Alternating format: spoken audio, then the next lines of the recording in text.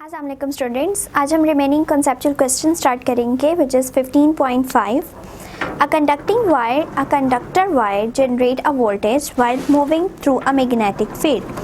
In what direction would the wire be moved relative to the field to generate the maximum voltage? So हमसे पूछा गया है कि conducting wire है जिसको मैग्नेटिक फील्ड के अंदर रखा हुआ है, तो वहाँ से हमारे पास वोल्टेज जनरेट होते हैं कब? जब हमारे पास करंट पास आउट होता है. ठीक है, जब करंट पास आउट हो रहा है, वोल्टेजेस जनरेट हो रहे हैं, तो हम कौन सी ऐसी पोजीशन चूज़ करें जहाँ पे हमारे पास मैक्सिमम वोल्टेज प्रोड्यूस हो सके जब कंडक्टिंग वायर जो है वो with in the magnetic field पड़ी हुई है. ठीक है, हमारा किस तरह से ये अगर डायग्राम से देखें कि लेट्स सपोज ये हम लोगों ने मैग्नेट यूज़ किए. ठीक है, अब इन मैग्नेट से क्या हो रहा है? मैग्नेटिक फील्ड प्रोड्यूस हो रही है. ठीक है, अब मैग्नेटिक फील्ड है और एक कंडक्टिंग वायर है जिसके अंदर से करंट पास आउट कर रहा है. ठीक है, ऑलरेडी पास आउट कर रहा है. तो हमने ये स्टडी किया है कि जो हमारा करंट है और जो हमारी मैग्नेटिक फील्ड है, ठीक है, जिसको हम बी से रिप्रेजेंट करते हैं, वो एक दूसरे के परपेंडिकुलर होती है, तो हमारे पास मैक्सिमम जो है वो आंसर आता है.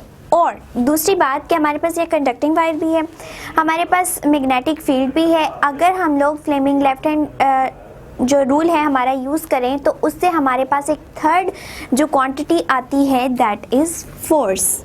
ठीक है, अगर कोई एक कंडक्टिंग वायर किसी मैग्नेटिक फील्ड के अंदर पड़ी हुई है तो उन दोनों के परपेंडिकुलर हमारे पास एक थर्ड क्वांटिटी जनरेट होगी दैट इज़ फोर्स. एंड और वो फोर्स भी क्या होगी? परपेंडिकुलर ही होगी हर एक के, यानी मैग्नेटिक फील्ड के भी परपेंडिकुलर होगी एंड जो करंट इसमें से पास आउट कर रहा है उसके भी परपेंडिकुलर होगी. इस सारी बात से हमारा आंसर कहाँ से निकलता है? हम जस्ट अभी मैग्नेटिक फील्ड और करंट को डील कर रहे हैं जिससे हमारे पास फर्दर वोल्टेजेस जनरेट होने हैं करंट की बिहाफ पे. ठीक है, तो हमने अभी ये बात की कि हमने प्लेन को इस तरह एडजस्ट करना है कि जो हमारा करंट है वो यानी इस वायर के दरमियान और इस मैग्नेटिक फील्ड के दरमियान 90 डिग्री का एंगल बनना चाहिए. ठीक है, तो अगर हम देखें ये 90 डिग्री का एंगल कब बन रहा है? जब हमने प्लेन को पैरेलल रखा हुआ है. ठीक है, इस तरह से अगर हम लोग परपेंडिकुलर रखें तो ये आएगा और इसमें से मैक्सिमम नंबर ऑफ लाइंस जो है वो magnetic field lines pass out करेंगी. लेकिन अगर प्लेन इस तरह से पड़ा हुआ है कि लेट्स सपोज इस तरह से कि यहाँ से प्लेन में से पास आउट कर रही है मैग्नेटिक फील्ड लाइंस और इनमें 90 डिग्री का एंगल बन रहा है, तो हमारे पास मैक्सिमम वोल्टेज जनरेट होंगे. Maximum voltage.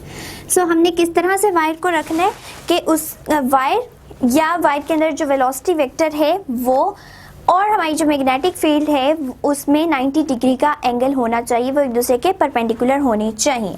ये था हमारा answer of the question number 15.5 कि मैक्सिमम वोल्टेज तभी जनरेट होंगे जब दोनों के अंदर 90 डिग्री का एंगल बनेगा. Question number 6 is what is the difference between a generator and a motor. हमने बताना है कि मोटर एंड जनरेटर में क्या डिफरेंस है. हम लोगों ने इस चैप्टर में पढ़ा हुआ है डीसी मोटर को. ठीक है, जो हमारी मोटर है वो कौन सी है? DC motor. And DC motor में हमने पढ़ा कि हम इसको जो है इलेक्ट्रिक एनर्जी या इलेक्ट्रिक फील्ड प्रोवाइड करते हैं. ठीक है, इलेक्ट्रिकल एनर्जी प्रोवाइड करते हैं in the form of electricity. ठीक है, एंड पूरे सर्किट ऑपरेशन के बाद हमारे पास जो चीज़ अवेलेबल होती है that is mechanical energy. Mechanical energy जो कि फर्दर एप्लीकेशन में यूज़ होती है. ठीक है, जिससे हम लोग फैंस वगैरह को रोटेट करवा सकते हैं या कोई भी चीज़ हम लोग मैकेनिकल एनर्जी पे जो वर्क करिए हम उसको प्रोवाइड कर सकते हैं. तो डीसी मोटर क्या करती है कि इलेक्ट्रिकल एनर्जी को मैकेनिकल एनर्जी में कन्वर्ट कर देती है. अब जो जनरेटर है वो मोटर का बिल्कुल रिवर्स है. ये क्या करता है, हमें इसको मैकेनिकल एनर्जी देनी पड़ती है, मैकेनिकल एनर्जी प्रोवाइड करते हैं and it convert the mechanical energy into the electrical energy. ठीक है। सो ये क्या है, एक दूसरे का रिवर्स है कि मोटर जो है वो इलेक्ट्रिक टू मैकेनिकल एनर्जी देती है, जबकि जनरेटर को यूज़ करें तो वो मैकेनिकल टू इलेक्ट्रिकल एनर्जी देता है, जो कि फर्दर हम लोग डिफरेंट एप्लीकेशंस में यूज़ करते हैं। सो ये था हमारे क्वेश्चन नंबर 6 का answer. Next one is the question number 7, 15.7. And 15.7 is what reverses the direction of electric current in the armature coil of DC motor. So कौन सी DC मोटर में ऐसी चीज़ है जो कि करंट की डायरेक्शन को रिवर्स कर देती है? तो इसमें हमारे पास क्या यूज़ होते हैं? स्प्लिट रिंग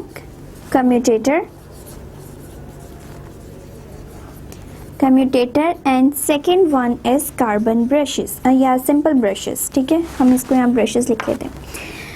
लेकिन जो हमारी रिवर्स डायरेक्शन करता है वो है बेसिकली स्प्लिट रिंग्स।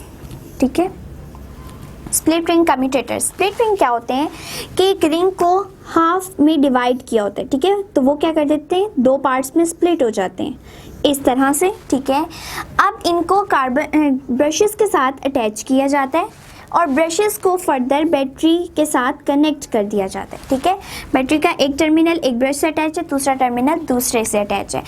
अब जो हमारे ब्रशेस हैं उन्होंने अपनी जगह से मूव नहीं करना। हमारी मूवमेंट या रिवर्स डायरेक्शन किस वजह से होगी? इन रिंग्स की वजह से। जब ये रोटेट करेंगे, रोटेट करके लेट्स सपोज ये इस तरह से आगे, ठीक है, तो अब कनेक्शन नहीं रहेगा, यानी करंट पास आउट नहीं कर पाएगा। लेट्स सपोज हमने इसको ए कहा है, इसको हम बी कह देते हैं, फिर ये ए एंड ये बी। अब ये अगेन रोटेट करके क्या हो जाएंगे, इस तरह से आ जाएंगे, लेकिन इन रिवर्स डायरेक्शन की ये ए है और ये बी है। तो देखें कि पहले ए को क्या मिल रहा है, पॉजिटिव टर्मिनल के साथ अटैच हो रहा है और बी जो है वो बैटरी के नेगेटिव टर्मिनल के साथ। लेकिन यहाँ पे अब हम देखें जब स्प्लिट रिंग्स ने रोटेशन की तो ये अपनी जो है रोटेशन के बाद कार्बन ब्रशेस पे जो है डिफरेंट कार्बन ब्रशेस पे आगे उन्होंने अपनी डायरेक्शन रिवर्स कर ली। पहले जो ब्रश था वो पॉजिटिव से अटैच था और ए को पॉजिटिव मिल रहा था। जब रोटेशन हुई इसने अपनी डायरेक्शन को चेंज किया। ठीक है, अब क्या हुआ कि ए जो है वो नेगेटिव से अटैच हो गया और बी जो है वो पॉजिटिव से अटैच हो गया। तो यहाँ पे जो हमारे स्प्लिट रिंग कम्यूटेटर्स हैं ये बेसिकली क्या परफॉर्म कर रहे हैं फंक्शन, ये करंट की डायरेक्शन को रिवर्स कर रहे हैं।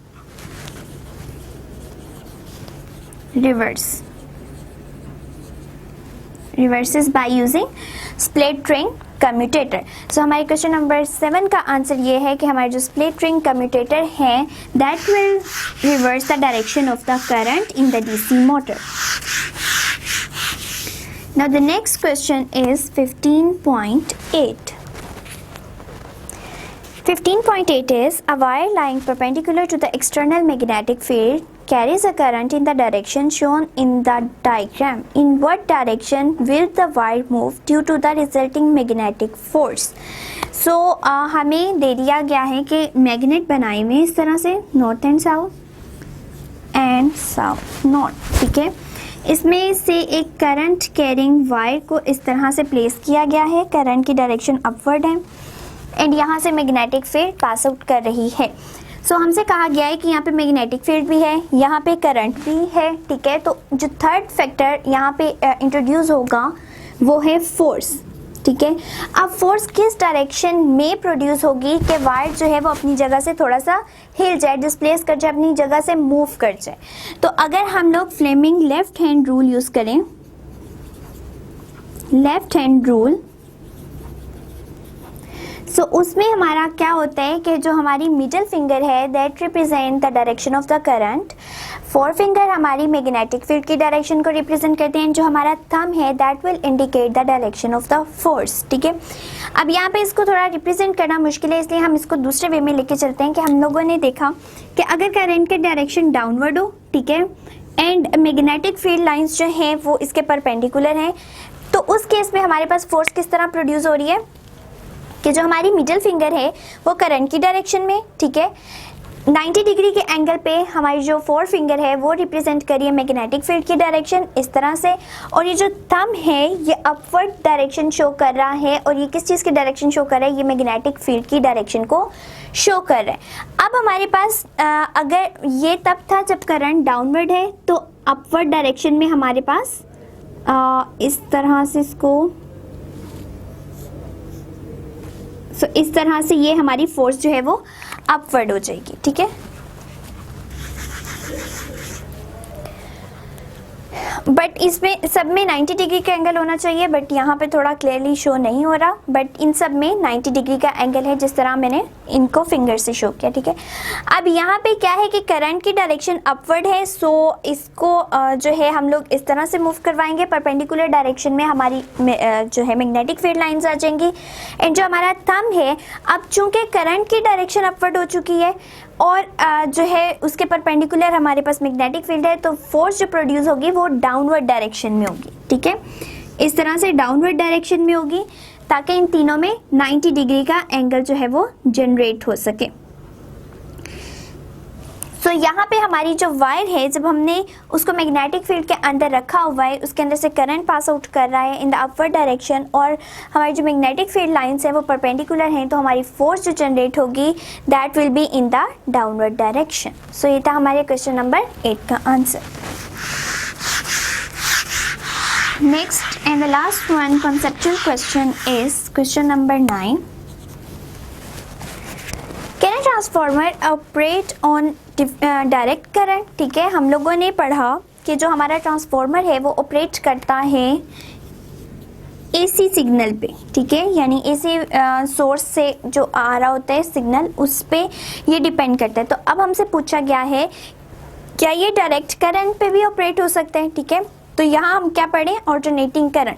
सो जो ट्रांसफार्मर है वो कभी भी डीसी पे जो है वो वर्क नहीं करेगा, नॉट वर्किंग ऑन डीसी, ठीक है।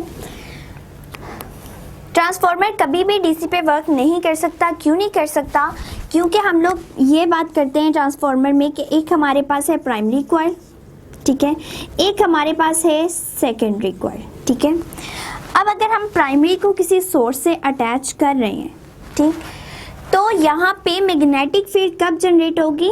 जब वेरिएशन आएगी, ठीक है।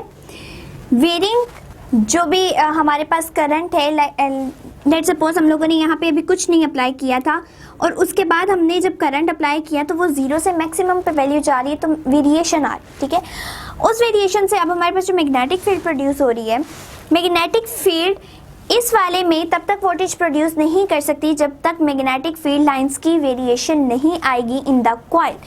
जैसे लेट सपोज अभी हमने यहाँ अटैच नहीं किया था, तो यहाँ पे भी कोई मैग्नेटिक फील्ड लाइन नहीं थी, और यहाँ पे भी करंट पास आउट नहीं कर रहा था, मैग्नेटिक फील्ड लाइन जनरेट नहीं हुई थी। अब हमने इसको अटैच कर दिया, और अटैच करने के बाद यहाँ करंट पास आउट किया। करंट पास आउट करने की वजह से मैग्नेटिक फील्ड प्रोड्यूस हुई। अब मैग्नेटिक फील्ड पहले नहीं थी यानी 0, अब magnetic field lines pass out कर रही हैं, तो यहाँ पे वेरिएशन आ रही है। तो उस वेरिएशन की वजह से मैग्नेटिक फील्ड सेकेंडरी में जनरेट हुई, एंड जब वेरिंग मैग्नेटिक फील्ड जनरेट हो रही है तो वो ऑल्टरनेटिंग करंट को प्रोड्यूस करवाएगी, ठीक है। इंड्यूस्ड ईएमएफ होगी, देन इंड्यूस्ड करंट प्रोड्यूस होगा। अगर यहाँ पे मैग्नेटिक फील्ड लाइंस में वेरिएशन नहीं आ रही, नंबर ऑफ लाइंस जितनी पहले पास करी थी अब अगेन पास आउट करती जा रही हैं, लेट सपोज 15 पहले करी थी, 15 ही बाद में, 5 मिनट्स बाद फिर 15 ही करिए, तो यहाँ पे करंट या वोल्टेजेस जनरेट नहीं हो सकते। इसलिए हमारे जो ट्रांसफार्मर है वो वर्क ही तब करता है जब उसको एसी करंट दो, ठीक है। ऑल्टरनेटिंग करंट की वजह से यहाँ मैग्नेटिक फील्ड प्रोड्यूस होगी। जो मैग्नेटिक फील्ड है वो चेंज वेरिएशन की वजह से यहाँ पे और induced EMF and induced current produce करेगी, विच इज एसी करंट। सो हमारा ट्रांसफार्मर डीसी पे वर्क नहीं करता। सो ये थे हमारे कॉन्सेप्चुअल क्वेश्चन